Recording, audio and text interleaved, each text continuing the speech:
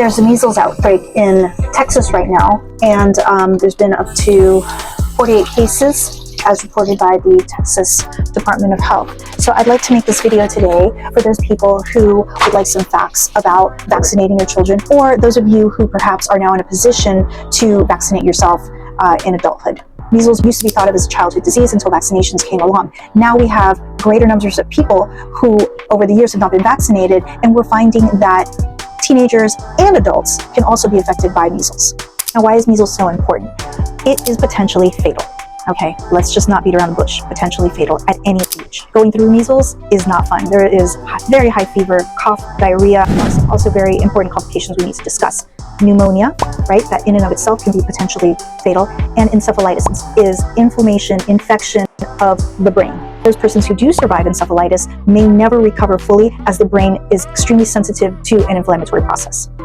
Now in the United States, we're very fortunate that we have very good medical technology and services if you can get to them. So most people do in fact survive measles. But there is an entity called subacute sclerosing panencephalitis that can affect the brain 7 to 10 years later after you've gone through the main measles infection.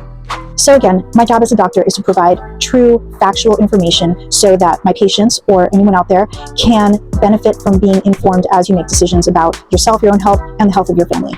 With respect to measles and other preventable viral illnesses of childhood, and now we're seeing teenagehood and adulthood, I do ask you to keep a couple things in mind. From a public health perspective, so far we've had enough people vaccinated to provide herd immunity, meaning if enough of us are immunized, then there aren't these outbreaks. But what we're seeing now in Texas and other parts of the country is that there's enough people unvaccinated that outbreaks are happening. Now, I understand parents' concerns not wanting to expose their children to something that they believe could potentially be harmful. Okay. There is no free lunch in medicine. Anything you take, anything you do has a risk. The risk of harm from a vaccine is this. Risk of harm from all of these preventive illnesses are this. Lots of suffering and including potential death. The other thing that I'd like for you to keep in mind of yourself is for those of us who do choose to vaccinate our children, babies only start getting the vaccine after a year of life.